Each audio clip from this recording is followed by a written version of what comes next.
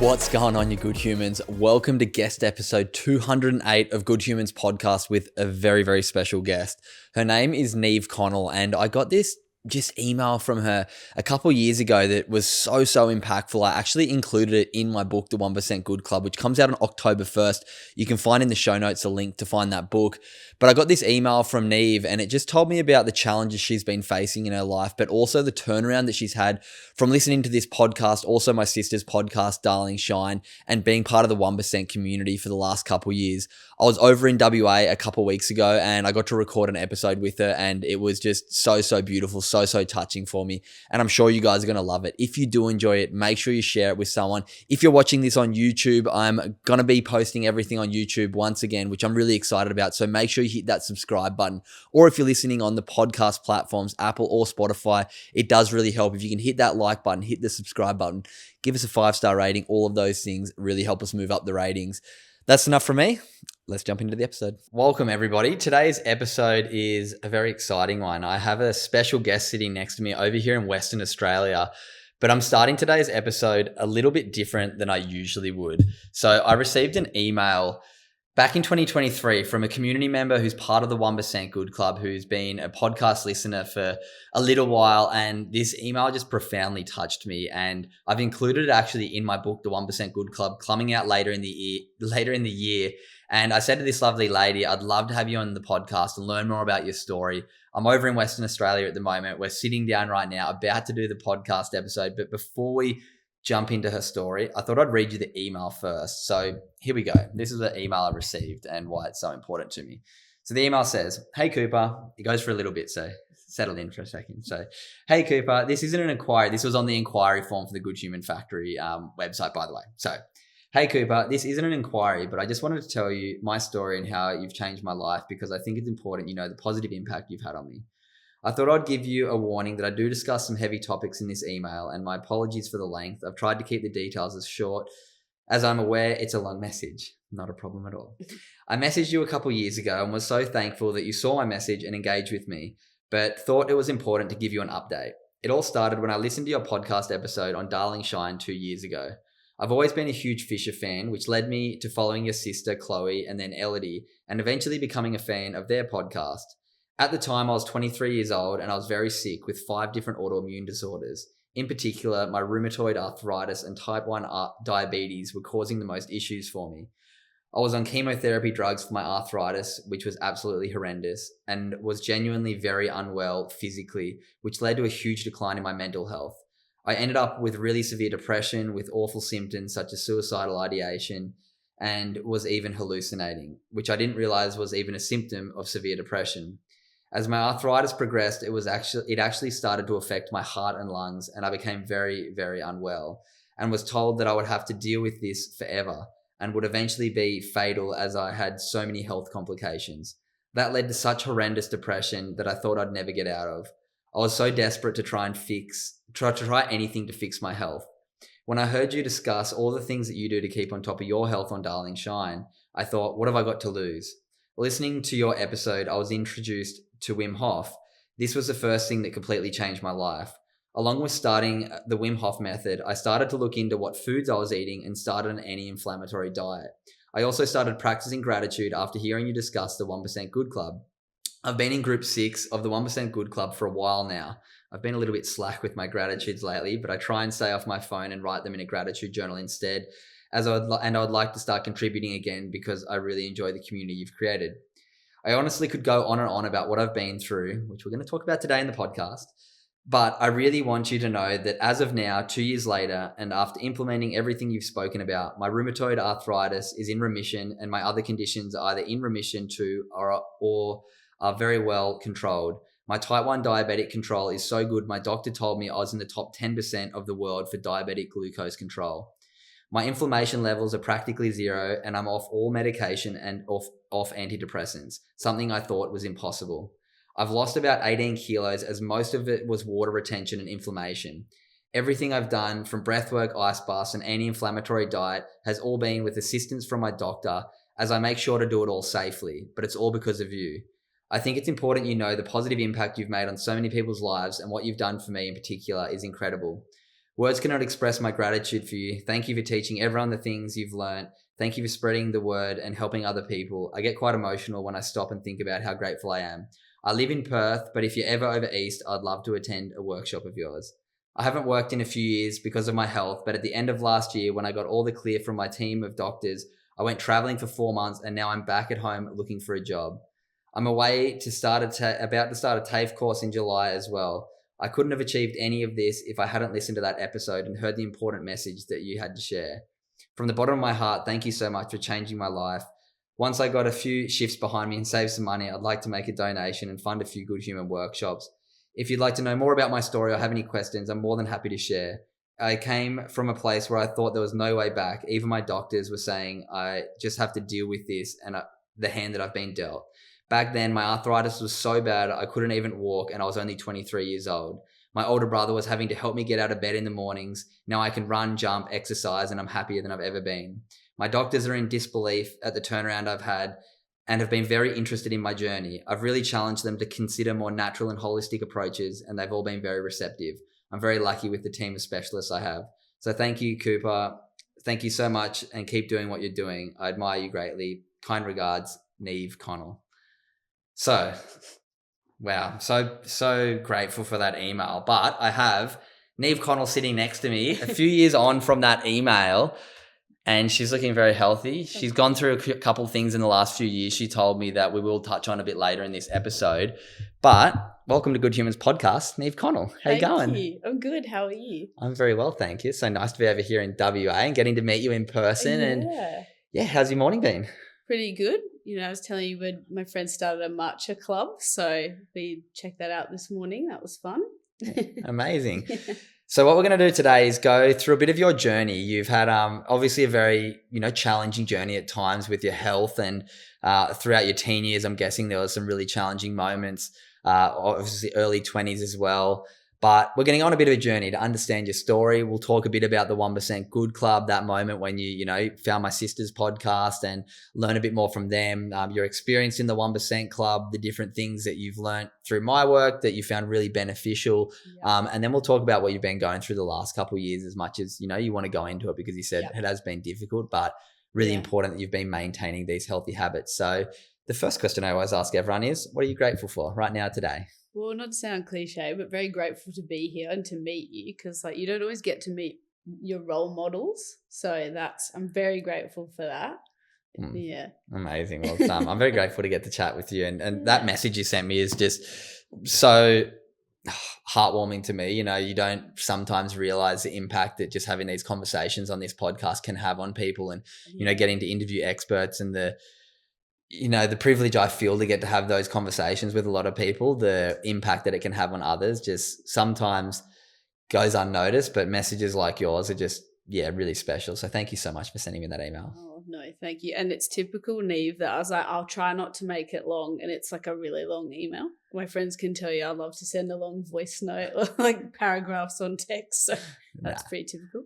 Well, thank you for sending out. Every word of it was really special to me. So I appreciate it. But let's get to know your story a little bit. You told me you're not born here in Australia. You came here at 4 years old. So do you want to give me a bit of a run through? Let's talk up until you hit high school, what life was like as a kid, what you can remember up until, you hit high school. Yeah. So I was born in Scotland. Same with my brother. Mum's Scottish as well. Dad's Irish. And then they moved us here. I think I was like 3 or 4. We hadn't been here too long, and my brother actually got Addison's disease, which is autoimmune as well. And then a month later, I got type 1 diabetes. So I don't really know any different, because I've always kind of had, from like when your earliest memories is about like 3-4 years old. Yeah, wow. And then... So you've had diabetes since you were a little kid. Yeah. Do you want to explain for people who don't fully understand what diabetes is really quickly, what the implications being a child is of having diabetes, and explain just what diabetes is? Yeah. So type 1 diabetes is your pancreas isn't working, and they say I never really got an answer as to why it happened. They just say, something happened in your immune system has attacked your pancreas. So I was like, okay. I never just kind of copped that I'd never really understand it. Mm-hmm. And so I have I had to take insulin injections, check my sugar levels like quite a few times a day. My mum and dad were so good. Like they'd drop me off at school in the morning, they'd go home, they'd come back at recess, they'd check my sugar level, give me an injection, go home, come back at lunch. Wow. Like I'm very lucky to have the parents that I have. Like they just wanted me to feel as normal as possible. Amazing. Which is really good. So yeah, with diabetes, you have to watch your sugar level control. Like people say, oh, you can't eat sugar. I'm like, no, sometimes I need the sugar, but sometimes I have too much sugar. So it's balancing sort of how much insulin I need when I eat something. Yeah. When I was 10, I got an insulin pump, which is like essentially like a pancreas that's just in my pocket. Like it does all the maths for me, which is great. I'm terrible at maths. That's a weakness. Yeah. So I'll just put in how many carbs I'm eating, and then it sort of feeds it through like a cannula. Yeah, wow. Because the advancements in technology have come a long way for diabetes, right? Yeah, it's crazy. Like I've seen a real change because I've had it 23 years now. Yeah, I'm wow. 27. So, and then now we've got sensors. I'm actually not wearing it at the moment, but I normally have a sensor on my arm, and it talks to my pump through Bluetooth. So I don't really have to do anything now, which is crazy. Like it's. Yeah, because as a kid you had to inject yourself and well, your parents probably injected you when you were a child, and then through high school you're probably injecting – oh no, it's when you're 10 you got the pump. Yeah, but I was so self-conscious. Like I went to an all-girls school and like I had to have my pump, and I was like it has to be hidden. Like I'd cut a hole in my pocket so I could feed the cannula through my pocket, and it would just like sit. Yeah. And like I would hate if someone could see it or that, but now I'm like, I don't care. Yeah. You grow out of those self-conscious thoughts that you have when you're a kid. Yeah. And then actually shortly after I got the pump, I got hypothyroid, which is autoimmune. Yeah. Which is essentially my thyroid was under functioning, not producing the hormone. I should fact check that, but no one's fact checking on Good Humans. It's all right. You're just telling your story. Yeah. It's like underproducing, which can affect like weight and development and that, which is kind of rough because obviously your teenage years is when a lot changes.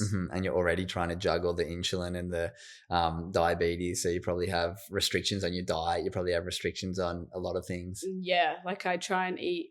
Before I knew better, obviously everything I'd eat is like sugar-free or like really try and watch the sugar levels. I remember one time my friend and I had a sleepover and we were like, oh, let's have a midnight feast. And then we ate all these Redskins and I nearly had to go to hospital because my sugar level was so high. Yeah, wow. And her mum was a nurse, was trying to like sort it out. She's like, I don't know what's happening. And I was like, oh, I better tell her what I've done. Had to confess to the Redskins. So that's kind of a funny story in our friendship group. But yeah, you have to be mindful, which is...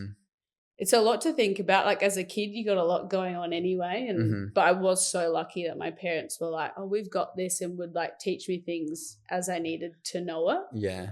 And then in my teenage years, I found I had polycystic ovaries, which is pretty topical. It seems that a lot of women... You've heard of that a bit lately. Yeah, now have it. And it's like an imbalance in your hormones, and it can affect like your cycle and hair growth and all kinds of things. It's even your mood, like you're quite prone to depression sort of and anxiety with polycystic ovaries. Yeah. I only found out recently that I have ADHD. So that also affects mood and all of that. But that's but I have to say I'm so lucky. I had a pretty normal childhood and teenage years considering I had all these things. Like, and I do have my parents to thank for that. They just would, whatever we had to do, we'd just do it. Yeah. And I was very sociable and I was a pretty happy kid. Like, yeah, nice. I did miss quite a bit of school because I always had appointments like checkups and that, but I had pretty tight control over the diabetes, which is really good. Yeah. So what was your high school experience like? Could you get to play any sports or stuff? Were you a bit more into your academic? What was your high school experience like? I was pretty athletic. I was definitely not academic. I'm not a studier, but I played netball, soccer, water polo, little athletics. Like I did it all, which was really good. And I just would have to watch like my insulin intake or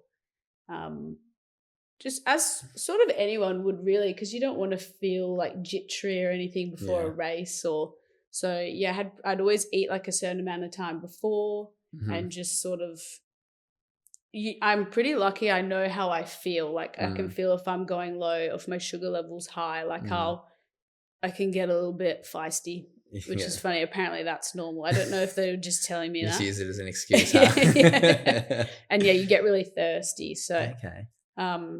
I'm pretty good. I can sort of gauge how I'm feeling. Build that self-awareness a bit. Yeah. So, but yeah, I was pretty athletic. I'm very sociable. Like I was always out doing something. I never really had like a calm moment. Yeah.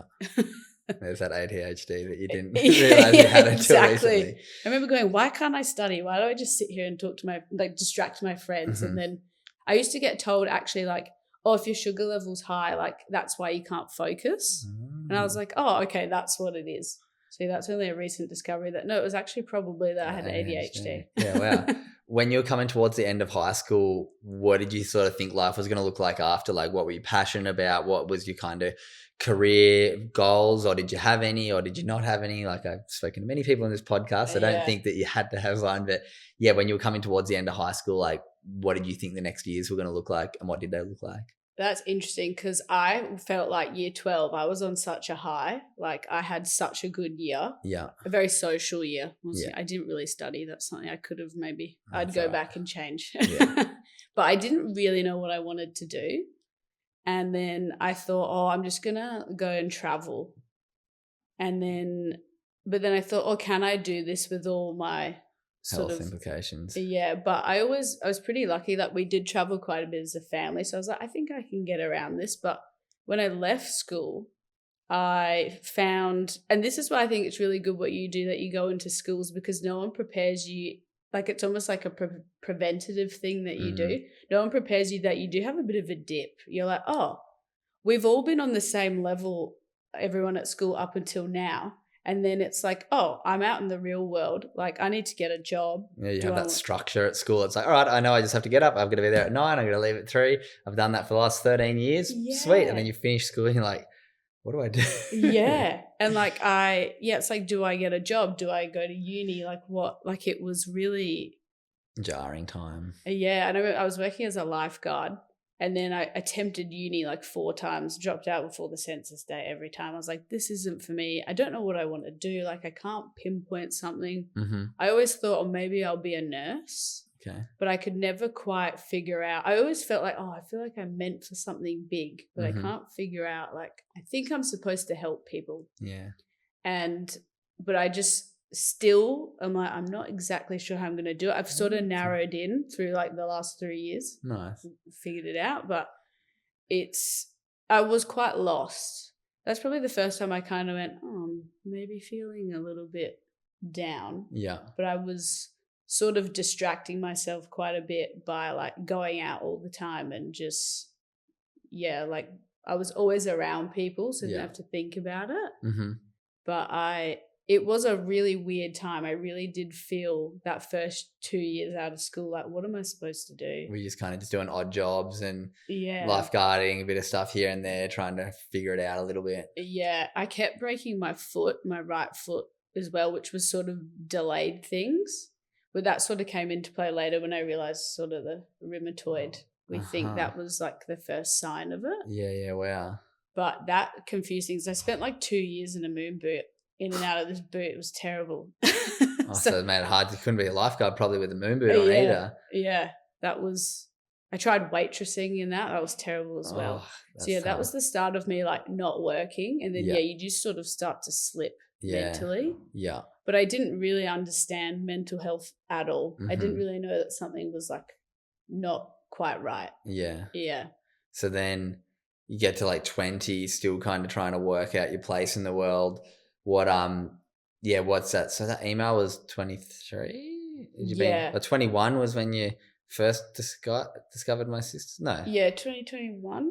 2021 was when you were on. Yeah, my sister's thing. So you would have been 23 then. Yeah, so 20 Yeah, talk me through 20 to 23, because it's obviously from that email, you'd been going through some pretty challenging times in that period. Yeah, I look back now and I'm like, up until 20 was pretty smooth compared to what was to come.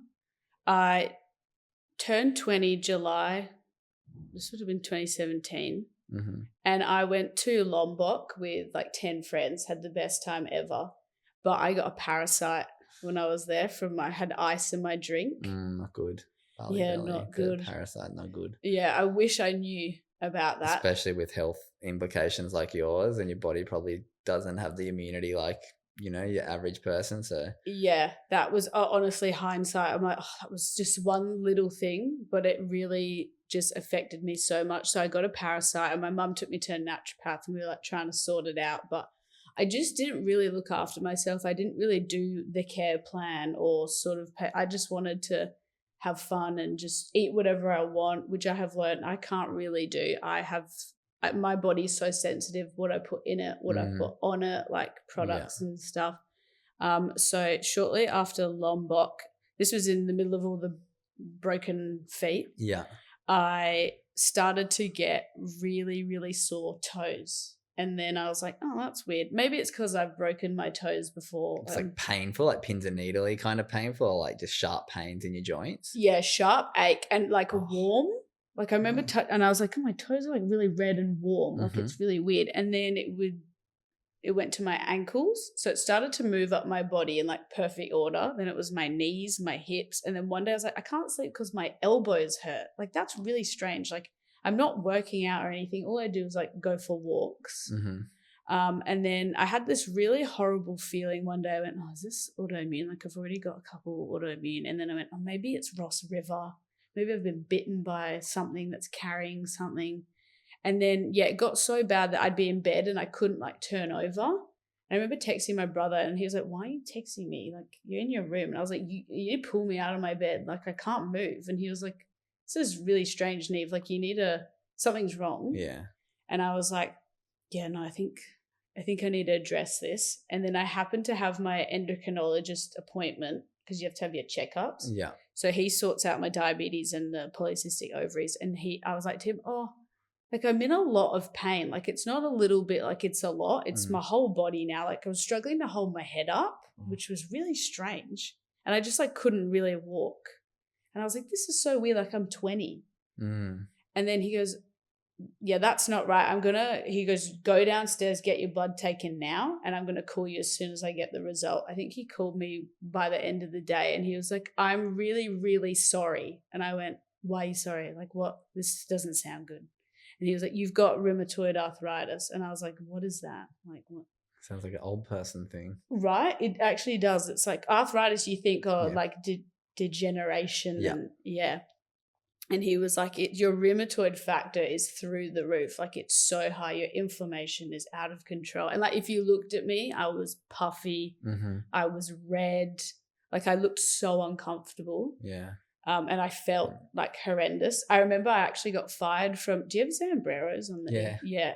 Because I couldn't wash the dishes. Wow. Like I couldn't get the rice out of these pots. And I was like, why can't I do dishes? Like this is so, I just wasn't present enough to realize that something was really wrong. Yeah. And he was like, you need to go see a rheumatologist. He's going to sort you out. And then he said to me, which I didn't realize at the time, he said, it's not just your joints, like this can affect your heart and your lungs. And he just kept saying, I'm really sorry. And I was like, oh, okay, this is really unsettling. And I remember I drove home to my mum and I just like lost it. I'd never gotten hysterical before, but I was like, I'm never ever going to achieve anything. And she was like, don't say that. Like, that's not true. And I was like, well, just been told I have a disability. Like it's actually a disability. And I was like, I don't really see a way out of this. And she's like, don't worry, like they'll give you medication. I was like, I already take a lot of medication. I have to take something else, but just try and be hopeful. What's interesting to note actually a couple months before that is I was in hospital. I had, do you know what ketoacidosis is? No. So people do like keto. Yeah, I know, keto diet where your body burns its fat rather than proteins and carbs, right? Yeah, but as a diabetic, it's kind of dangerous. Yeah. So if I'm not getting insulin, I'll go into diabetic ketoacidosis, DKA, they call it. And one night I was house sitting for like months. I put my insulin pump in and it hadn't gone into it. The sticky bit went onto my skin, but the cannula didn't go into my muscle. Yeah. And I thought I was getting insulin the whole night. And I ate like a huge meal before I went to bed. So and your body just can't break it down. and I had all this like carbohydrate and sugar, and so my ketones were going up and up. And if you have more than like 0.5, it's pretty dangerous. It's like get medical attention. I mean, long story short, was not feeling well, woke up, was quite sick. I also thought I was having a heart attack because I was having the pains down my arm, couldn't breathe. The pain, it started in my chest and it just went up my neck, down my arm. I felt like my heart was going to come out my back. Like I was like, this is awful. Were you there by yourself? Yep. Stupidly got in my car and drove to my brother, and I was like, something's wrong. And he was like, why did you drive here? Yeah. Well, he took me to the hospital where my mum worked, and they got me straight in, and they were like, this is bad. Like my ketones were 4.7, which is so high. Is your mum a nurse? Yeah, she was a nurse. Wow. Yeah. She's a clinical coder now. So she's in like, does the office stuff. Oh, nice. But thankfully having a nurse mum growing up was quite helpful. Yeah, sounds like it. So what happens? You went in a hospital and I'm not going to try and guess the word again. DKA. DKA, we'll call it. So they were like, this is really bad. And if you're in emergency, if you're in the resus bays, like it's pretty bad. Yeah. And I was in resus bay 1. And I remember lying there going, because it can kill you pretty quickly. So this was before you got diagnosed with rheumatoid arthritis. So the reason I thought that was because the heart symptoms I was having was pericarditis, which I then ended up is a complication of rheumatoid. Mm-hmm. So I think now that could have been like another warning sign, like the arthritis is coming on. Yeah. But yeah, my ketones were so bad, and I felt my body shutting down. Yeah. And I was lying there. My mum said my blood pressure was so high that my heart was like rocking my body, and she was like, it was so like confronting. Yeah. And I remember thinking, I think I'm gonna die. And like, this is pretty scary. Like I'm 20. Like this should not be happening. Like that was pretty awful. And then so having that happen, and then I got all the joint stuff. I then started to get pericarditis quite a bit between 2017 to like 2022. Yeah, wow. That's been so hard. So like pain in your heart and like feels like you're having heart attacks kind of thing? Yeah. So it's inflammation of the pericardium, which is around the heart. Yeah. And it literally feels like a prolonged heart attack. Oh. So that was pretty awful, having that like so frequently. And it was because we couldn't control my arthritis. Yeah. So I was on chemo drugs, which was just horrendous. Like, and I had like 1/10 of what a cancer patient would have. And I like lost hair. I was nauseous all the time. This was going into when everyone was turning 21. I was like missing everything because I was so sick.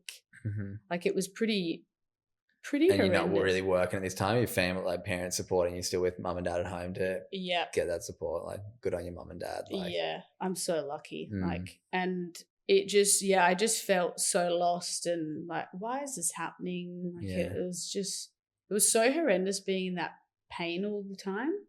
And we just couldn't really find a drug that worked for me. And I was getting mentally, I was struggling. Frustrated and just down and depressed. Were you ever, through any of those treatments, given any other alternatives than pharmaceuticals? Not at this point, no. Okay. And I was going, well, I'm just getting given drug after drug. It's not working. I then was put on antidepressants, which was awful.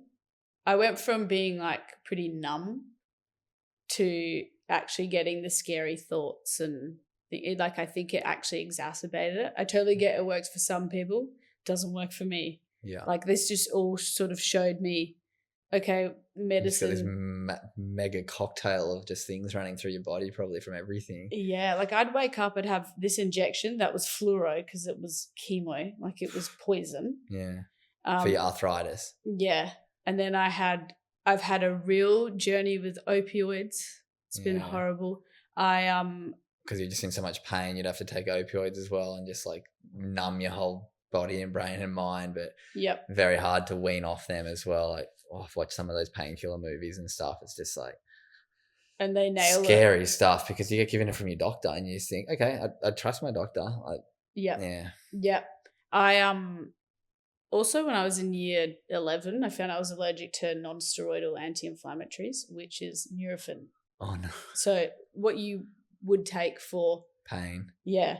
and all this inflammation that I had. And I can't take steroids because I'm diabetic. It makes your sugar levels really high and like out of control. way. So they were like giving me tapentadol, codeine, morphine. Like it was so bad. I'd say I was on and off them for about 4 years. Wow. And it all led up to this really horrific point. I was so depressed.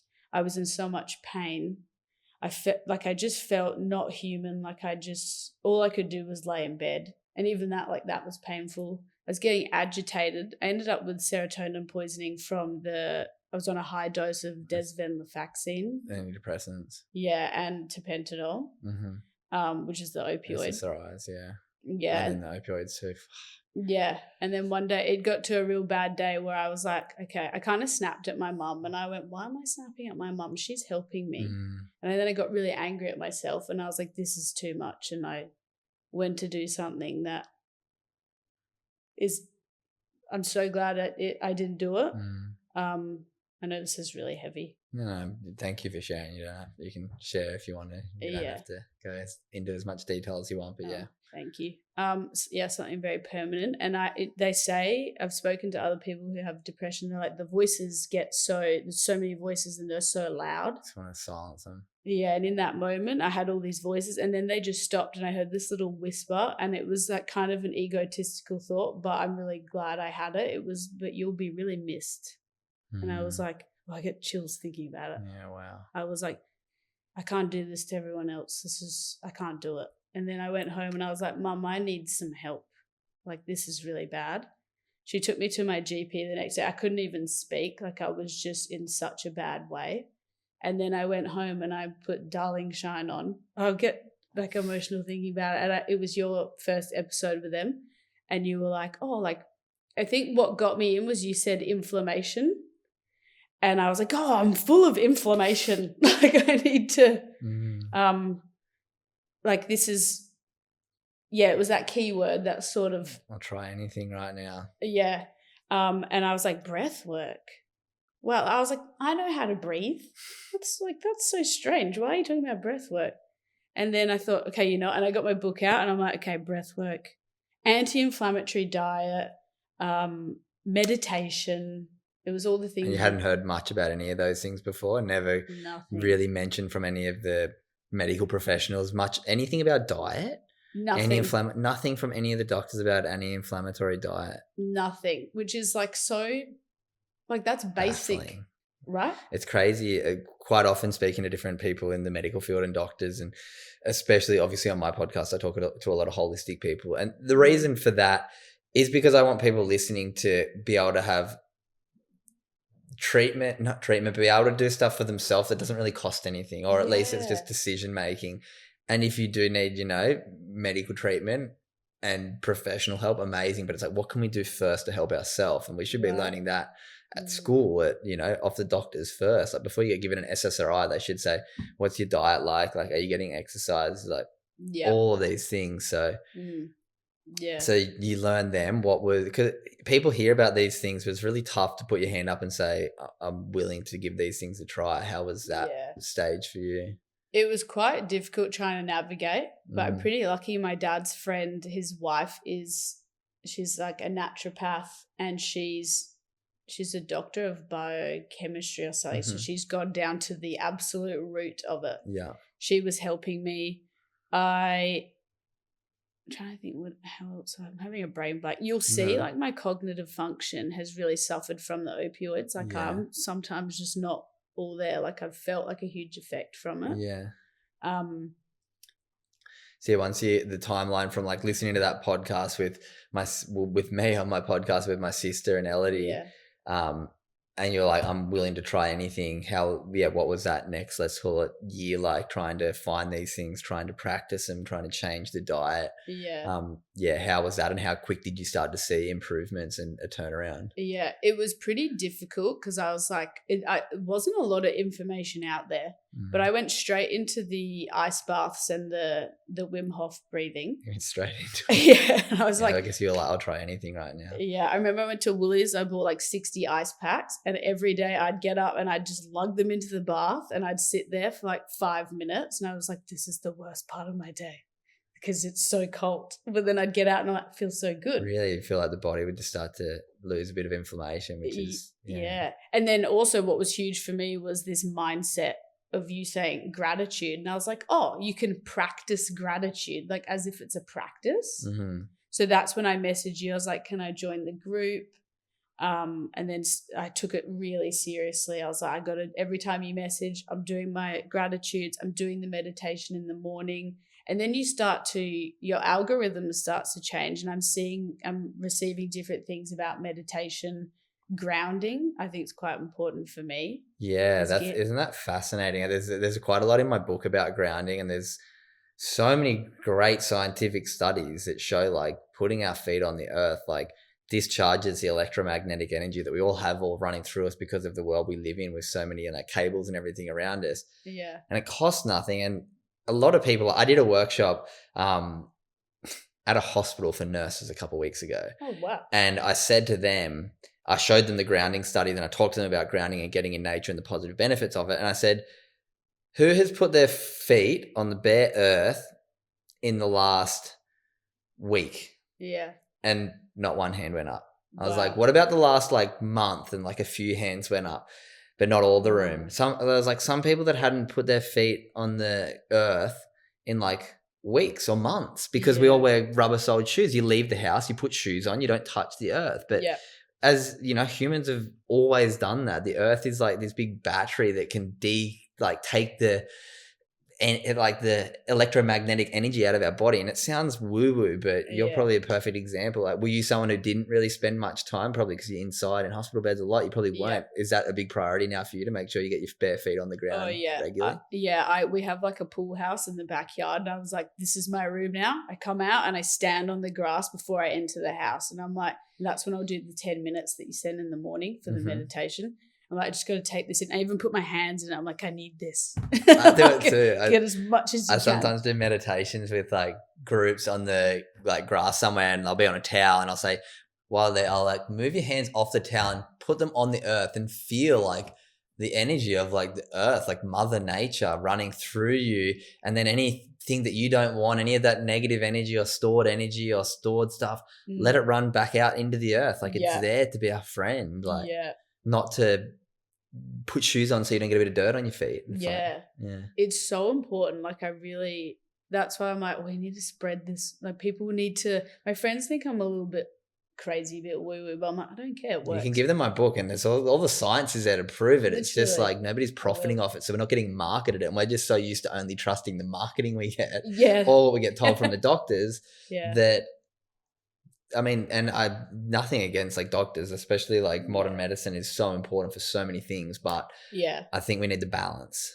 I agree. That's what I say to people. I'm like, look, I know people think I take things now a little bit far, but I'm like, no, I understand we need doctors, and in an emergency, absolutely. Like I needed those painkillers sometimes, and other like people, we need that, but there is a balance. They got to work together because my best friend's dad, he is a GP, and he sat me down. He went, Niamh, I can't watch this. Like he said to me, you're circling the Western medicine drain because it's only going one way. You're getting sicker and sicker. He's like, it was around the time I started hearing all the stuff you were saying. He was like, it's change your diet. And I was like, wow, I really look up to this guy since I was a kid. Like he's a very important person. So he recommended to change your diet, was one of the first ones around the diet. That's great. He was like, look at your diet. And I was like, right, okay. And then through this process, I had gone to my GP and said, get me off the opioids, get me off the antidepressants. That was a whole other challenge. That was how'd that conversation go? He was like, she's serious. Like, and it's hard for me to stand up for myself. I'm getting better. I've had to learn to be respectful, but talk to doctors like, no, especially this is authority figures. Very hard to stand up against them. Yeah, and I've always been a people pleaser, so I'm like, I've been on a real growth journey. And I was like, I'm coming off these drugs, like I feel so much worse, and like the fact that I got serotonin poisoning is a bit crazy. Like that's not. I haven't heard of that really happening. Yeah, neither. And he was like, right, I trust you. like, we're going to do this, we're going to do it safely. Wean off, yeah. Yeah, but I still had horrific effects. Like, this was in 2021, I still get brain zaps every now and then from having come off that's probably from the antidepressants, not the opioids. But I still, like, that was just awful. And I remember trying to explain to my friends, like, this is how I feel. And I couldn't figure it out until I saw, it was actually a clip of Johnny Depp from his trial. He was explaining opioid withdrawal. And I went, oh, someone can explain it. Like, you have these painful heebie-jeebies and you feel really sick and, you're so, I was like, this is torture. This is just awful. Like, I'm so glad I don't have those things in my system anymore. Yeah, wow. So, yeah, can you explain to me the journey of weaning off, but then also your first experience with breath work? Yeah. And then your journey with it, because you told me before we started recording that you do breath work once a fortnight with a one-on-one instructor. Yeah. Yeah, because like look at you now compared to obviously what you just described your story, because I'd love to go through the last couple of years. Yeah. But I really want to just talk still a little bit more on the journey of the different modalities that you tried, where you started to see improvements, how long it took, and how hard it was to stick at stuff. Because like, I mean, I'm guessing you were like, I'll try anything right now. So yeah. I remember the desperation. It was like, right, I'm just going to throw myself into it. So I started with the 10-minute Wim Hof on YouTube. And I would do, and I think it's technically Tunmo breathing. It's like a hyperventilating, because I've since read that breath book. Yeah. By James Nestor, isn't it fascinating? It's so cool. So Yeah. Now it's crazy, the biochemistry from your, like we should all be breathing through our nose. Like just starting to do that, you start to see improvements, and then doing the breath work and breathing deeper into your actual, like where you're meant to get, Yeah. It's weird that we breathe wrong. Like how it's like. It feels like you can't. It's like automatic, but it's interesting. So I started with that. And I remember the first time I did it, I was like, oh, this kind of feels like the painkillers, but I'm not on them. Like it was really like, I felt euphoric. Yeah. I felt so cleansed. And I would notice after it, like I'd swallow a lot. I'd like, my nose would run a bit. And apparently that's all like signs of your lymphatic system is detoxing. Mm-hmm. And, I'd immediately go straight to the toilet. Like it really worked for me. And then, so that was my intro to the breath work. Yeah. And then the ice baths, I noticed the inflammation, like it was like I was stripping fat off me. Like it was just started to fall off, this water weight, and that was pretty crazy. It was quick. Yeah, wow. And then that sort of led me into the meditation, which I thought, okay, I have such a busy brain. It's starting to calm down a little bit. It all was pretty quick. The diet stuff is more an accumulation, because I thought I don't want to do keto. I don't want to do anything drastic. Yeah.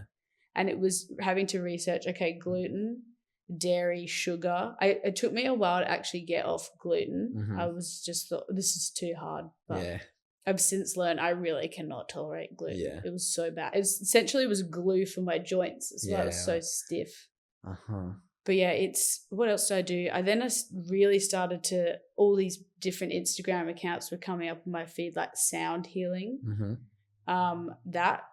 The first time I ever did a sound healing was I asked this girl to do one-on-one, and I felt like an energy shift in my body. And this was before I was like spiritual. I'd say I'm pretty spiritual now after all of this, but I had no beliefs. I just thought everything was science at this point.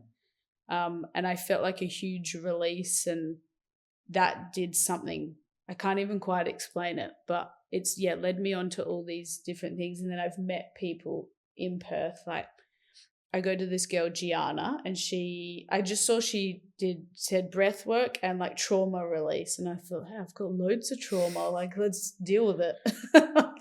I messaged her that, and she was like, oh, come and see me. We'll do a one-on-one. And that first session, I'll never forget it, because I cried the whole time. Like I just was constant. I wasn't hysterical, like I was calm, but we just did this breath for 40 minutes and I just was releasing whatever is stored in my body. And I slept for about 18 hours after it. I was exhausted. Yeah. But it felt from that point on a huge shift. That was maybe like 2 years ago. I think I met her in the July. Mm-hmm. And I've seen her like, every fortnight since. Yeah, wow. And I'll go in, I'll be like, I'm going to try not to yap today, but this is what's on my mind. And she'll be like, cool, we're going to work through it. And Like, is that like conscious connected breathing, like straight breathing without the holds? Just like, yeah. And then a meditation to finish. Yeah. She'll tailor it to what I need. Like I recently. And you tailor the music and stuff, and you get the release songs and then the meditation to finish. Yeah. Yeah. We also do a bit of like somatic stuff, like the shaking and that. Yeah. You can kind of manipulate the release sometimes a little bit. The more you do it as well, you start to learn the body. It's so cool. Right. It's actually insane. I'm like, and you just feel so good. Well, especially after you've been going to doctors for so long, taking these drugs to try and almost suppress a release stuff. But like the thing is crazy, you get given these chemotherapy drugs to try and help with your arthritis, but then you cut gluten out of your diet and it probably like did more. And it's just like, right, I didn't need to poison myself. Literally. And that's the thing, is I felt like I was poisoned. Like I was on like 20 different medications. I took so many tablets in the morning that I didn't eat breakfast because I was full from the tablets. Wow. I used to put them in a shot glass and just chuck them down because I was like, I could just deal with it. Like it was awful. But so with the diet stuff, I was trying to navigate it myself. Mm-hmm. And then I found this lady in Wangara. Her name's Mandy Hopper, and she runs MH Performance. And what got my attention was she was like, oh, I've helped someone reverse their polycystic ovaries. And I was like, oh, as if you can do that. And then I messaged her. I was like, hey, I've got all these problems. And she was like, wow, I've never met anyone with that much stuff. And she, at your age probably as well. Yeah. And then we had a Zoom call and I was like to her, look, I'm do all these things now. Like I seen that. Oh, it's scary. That's so good. Keep going. I was like, I'm all about breath work, intention, mindfulness. I was like, gratitude. And I told her like all the stuff that you do. And she was like, honestly, I'm not just saying this, like you are in the right place. And she took all my bloods. She went through everything. So important. Yeah. She explained that doctors have like a threshold, but she wants to get you like in the peak. Like this is healthy, but it's like, no, we want optimum. Yeah. Right. Yep. That's what she focuses on. So she wrote my meal plan, my supplements, ran PT sessions to get me stronger because I've broken a lot of things, torn a lot of things, very accident prone. And then had the arthritis. So she put me with an exercise physiologist, and she has like really turned things around for me as well. And she even like when I eat, she'll tell me how to breathe and like humming. And even like chewing enough. Yeah, she's like, you got to do at least 30. Don't be on your phone, be present with it. Yep, she's like, you got to do at least 30 chews. And I was like, oh, I'm getting bored. Like, I have to count the chews so I do it. It's the first part of digestion there. Yeah. Especially if you've got a body that struggles probably with digestion, the more you can help it, the more your body will absorb it. I actually kind of forgot this. I had gastroparesis. Like, my body just wasn't absorbing any nutrients or anything that it needs. Yeah. So she was like, the cause of this is leaky gut. Mm-hmm. And I was like, to look really struggle mentally as well. So I'm like turning it around with all this stuff. And she's like, well, that'll be the leaky gut. Like it's all comes together. Yeah. And it's like, if I hadn't heard you that day, I wouldn't have then started to do all these things, which has led me to other things. And I've found like my people in Perth that have really helped me. Like I remember being so desperate at one point. I found a doctor in America and I was like, I have all these immune problems. Like, can you help me? And she was like, I can try. And then I shortly after was like, okay, medication's not how I'm going to do this. Like, and all I really take now is my insulin. Yeah. Well, so diabetes is just the one thing now that's giving you trouble. How's like the arthritis now? How's the ovary stuff? How's everything else now for you a few years on? So diabetes is pretty good. Like I've tight control. Yeah. Arthritis, I was properly declared in remission by the rheumatologist. It was a while ago, but he was like, oh, you're like, it's like 0. And I was like, oh, funny. Like I don't take the medication that you give me. And he was like, oh, well then it's an honor to tell you that you're in remission. And I was like, what? Like I knew it, but it's to hear that. Yeah, but my rheumatologist is great. Like he'll listen. I'll be like, I don't eat this and I'm not taking that chemo drug. And he's like, I respect that. And he'll listen about the diet. That's cool. That. He's really good. Nice. Also, my GP's pretty good. I've put a lot on him. I used to see him like every week and I hardly see him now. And he's he probably goes, "Oh, Niamh's back. Like, what's the challenge today?" Yeah, But what's their new holistic therapy that I need to start giving my other patients a little bit more? Yeah. And yeah, my polycystic ovaries is like gone. Wow. Like, yeah, it's honestly crazy. Wow. It's really weird to stop and think about it. I'm like, wow, Where you like, were like 4 years ago. Wow. yeah. I remember when I was in Malta this time last year, I was on a boat and I looked at my friend and I was like, I did not think this would ever happen. Yeah, you thought you were just going to be bedridden and not much life ahead when you had those Yeah. thoughts back a year or 2 years before. Yeah. And I was like, I'm on a boat in Malta, like with my friends. This is about to go to a festival. Like, Was meant to go watch Fisher as a forewarning, but Fisher was stuck in Australia as my sister Chloe was having a baby. That's So all Fisher right. had to pull out of the festival last minute. But out of anyone, I'm sure you're very understanding as a fan. Totally understand. Yeah. Yeah. It was still such good fun. Like, Yeah. yeah. But I was like, I can't believe I'm here. Like this, I never, like deep down, I thought I will get myself out of this, but it was a lot of horrible things to go through it, and quite young as well. Wow. So when did that email come in this context? How long had you been trying breathwork and stuff before you'd sent me that? Probably like I'd done it for about a year. Okay, wow. And I'd seen a huge turnaround. I was like, I have to tell you. Yeah, like, you don't know me, but I have to tell you. Like, you need to know what you're doing. Like, you saved my life. Like, genuinely, that's why I'm like, I have to show you my gratitude, because that's what we're preaching here, you know? Yeah. So I'm just, I can't thank you enough. It's like one of the most touching episodes I've ever, got to have, and conversations I've ever had. You told me as well off air that you had something that you've been dealing with the last 2 years. Definitely only go as far as you want to into this, but my Darling Shine podcast, Elodie lost Chumpy, my good friend as well. Yeah. And the grief from that is just like, so painful. And I've learned so much from, how hard grief is through her story. Yeah. Can you explain to me, I mean, and I'm trying to place together the timeline too. You said in July, almost 2 years ago, you started doing breathwork for trauma relief. So I'm guessing that was a couple of weeks after what happened 2 years ago in 2 days, you told me, from when we're recording this episode. So do you want to, as much as you want to share that, and any lessons you've had from grief that you can pass on to the audience? Yeah. So I had just come like really good, got all the like tick, tick, tick, like everything's gone essentially. Yeah. And I was really good for like a month.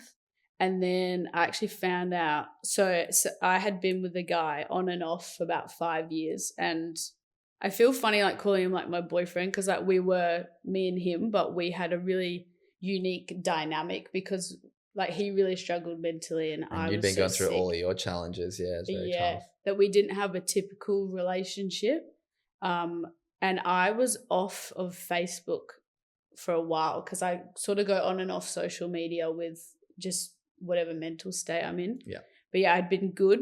And then I was on Facebook and I saw a post that he'd passed away.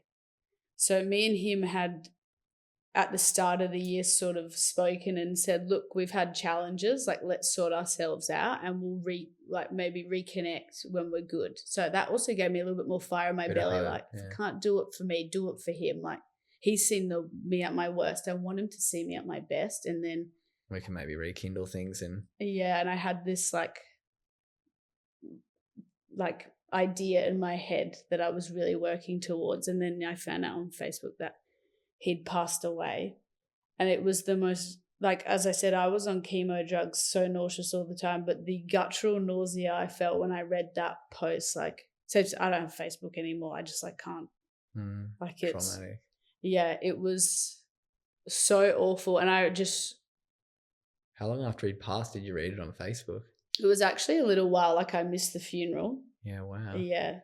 It was a couple of months, actually. Oh, really? Wow. Because I wasn't that involved close with anyone else in his life. It was just sort of. Yeah. So I had no way of knowing. Yeah.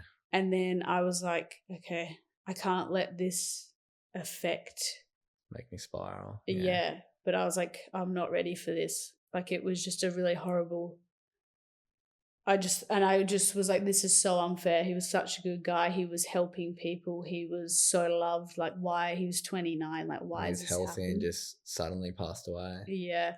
And then I was like, I have to do something. I have to show his family that I don't even really know how grateful I am that he was in my life. So I wrote them a card and I got them some flowers and I drove to the property and I just put it in the mailbox and I left because I also got really nervous. I was like, oh, it's really weird to think he's not here anymore. And then I found his sister on Facebook and messaged her and I was like, hey, I'm sorry you don't know me, but I just said I was a friend of your brother's. Yeah.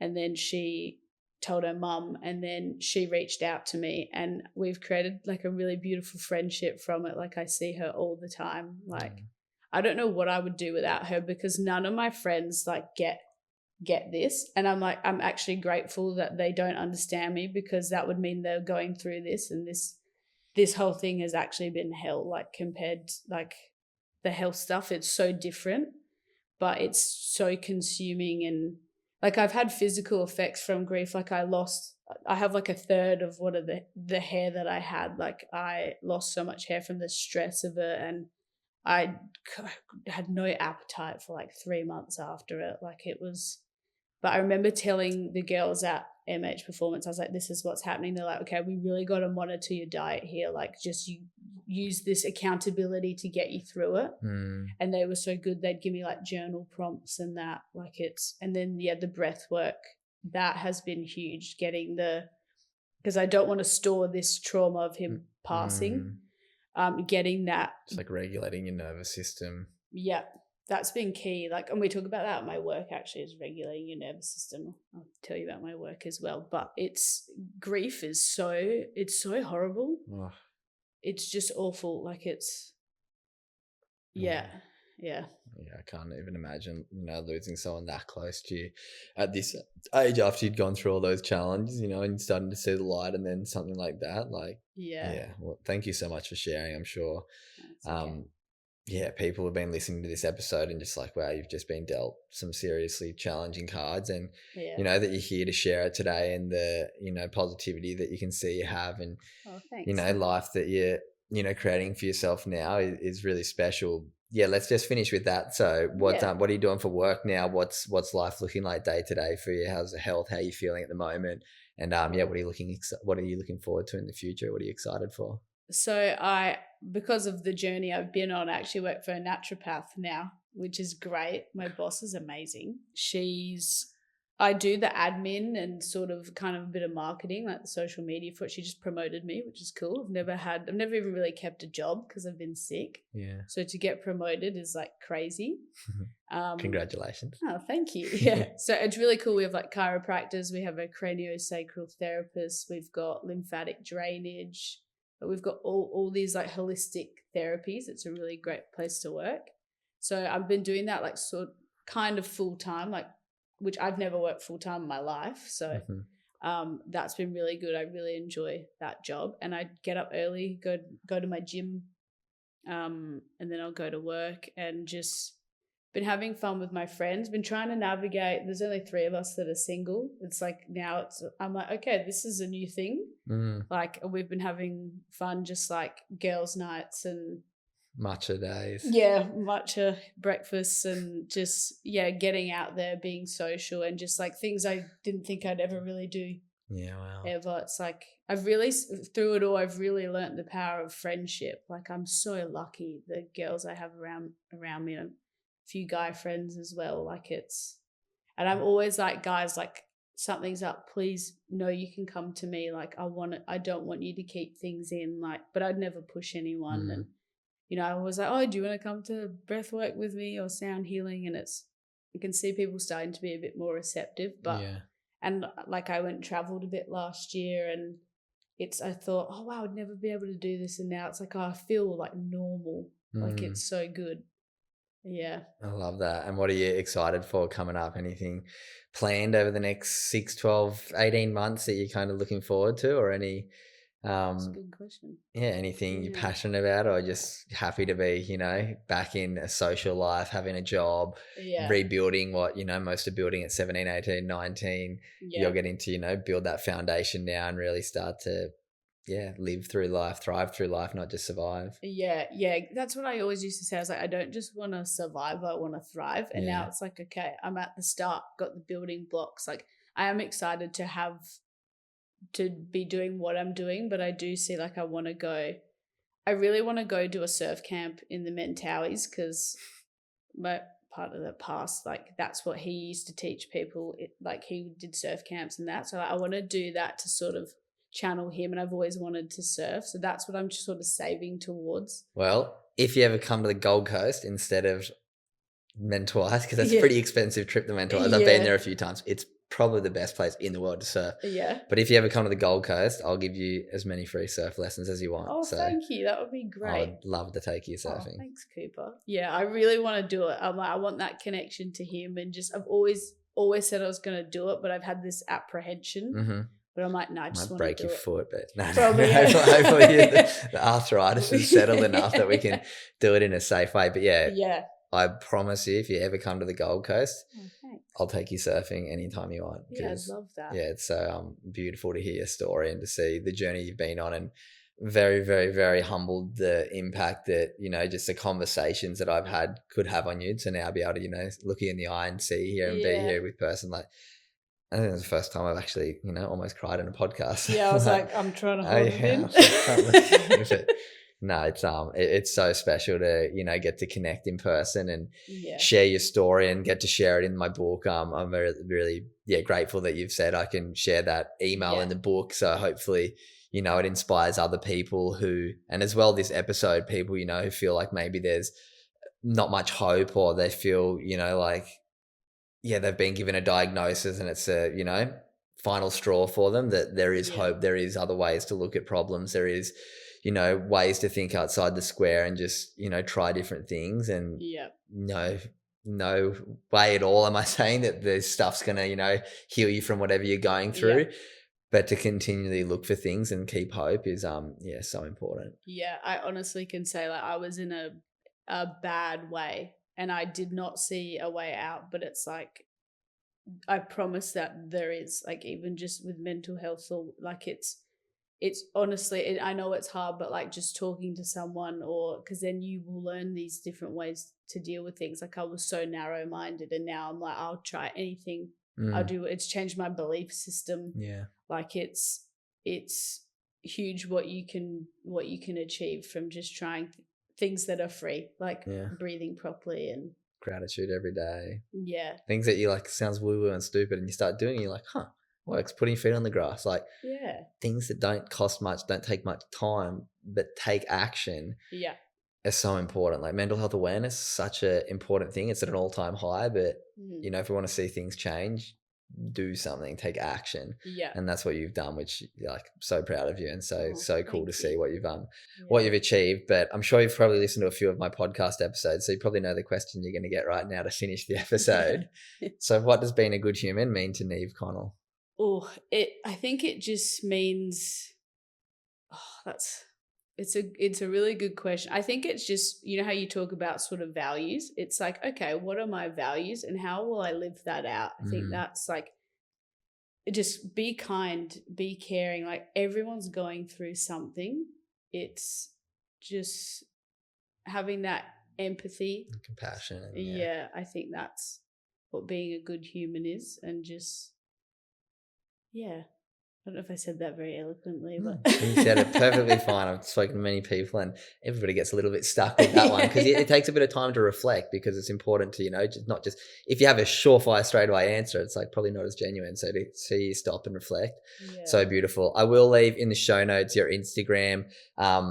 If you're on Instagram, because you're not always on there, if you're happy with me to leave it there, just if people want to reach out who, might be going through something similar, whether it was any of the autoimmune diseases you spoke about today, about their depression, about losing somebody. You have such a unique perspective on so many challenges that you've been through. So, I mean, is that okay if people send you a DM on Instagram? Is that probably the best way to reach out to you? Yeah, I'd say go for it. Like if I can do anything to help someone, like I'd want to. Like, Amazing. Well, I'll leave in the show notes your social media. Make sure you pick up the book and learn all about all these different things that we talk about. And I just want to, from the bottom of my heart, say thank you. I want to come give you a really big hug. Thank you so much for jumping on. You're the one who's changed my life, so thank you so much, Chris. I really appreciate it. You're the best. Thank you guys for listening. Love y'all.